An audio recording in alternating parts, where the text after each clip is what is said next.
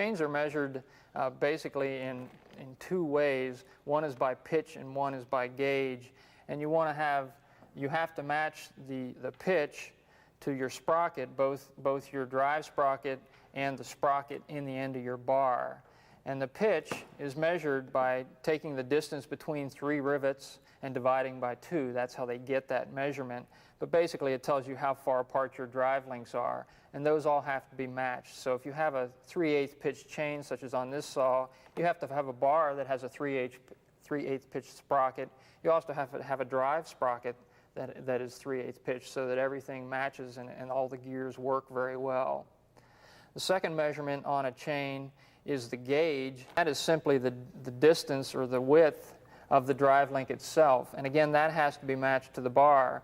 If you have a chain such as this with a 50 gauge drive link, which is 50,000th of an inch, that means you have to match it up with a bar that has a 50,000th gauge groove.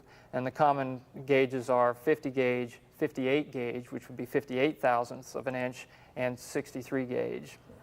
So if you have any questions, it's probably best to see your dealer. Your servicing dealer can look at the different bars and chains and sprockets, make sure that your whole drive system is matched and tuned together, because that's very important. Okay.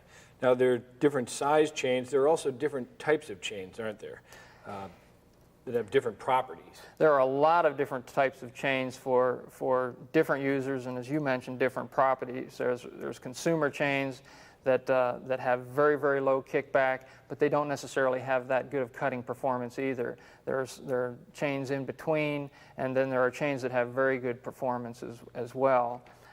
This type of chain, for instance, has a full professional performance, professional cutter, but it has what is an angled depth gauge, which actually has a great reduction in kickback. So you have some of the advantages of very reduced kickback, but you have the performance of some chains that are much more aggressive than that. Well, that's nice to see. I know that a number of people complain, for instance, like this chain here is, I think, got the low kickback, but like you said, it doesn't maybe have the performance that they're looking for. Right, and there may be applications for that type of chain, but in most cases this is more of a consumer chain, will not have the performance that you need. Okay. Actually, here we have a couple of demonstrations, don't we? This is this new, I believe it's 72L series chain, as opposed to an older style cutting tooth. This has a standard type depth gauge, which works well, but it actually can cut into the wood, which takes away some of its anti-kickback. This depth gauge always rides on top of the wood, so even if you are pushing down aggressively, it cannot take a bigger bite, and therefore it has very reduced kickback. That's great. Because of this larger surface area here, then, it is less likely to bite into the wood. Right. Okay. Now, it's very important, isn't it, that we keep our chain sharp? And we need to know the different features of the cutting tooth, because they all really do work in unison together. In our training, when we teach proper sharpening of the tooth, we mention 5 parts of the cutting parts of the tooth that are very important. Here we have the depth gauge. This is the point. This is the top plate angle. This is the side plate angle. And here we have the chisel. The depth gauge, now a lot of people refer to this as the raker, but actually this is a depth gauge because this sets up the thickness of the chip.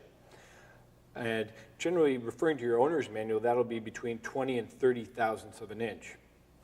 The point here is where the cut starts, so we want to make sure we have a good sharp point. Next, we have the top plate, and the top plate angle, which is generally between 20 and 30 degrees. That depends a lot on the type of cutting you're doing. Next, we have the side plate, and this is something that often goes overlooked because the side plate is doing a lot of the hardest part of the work, because this cuts the fiber off against the grain. And we want to make sure that this is well sharpened.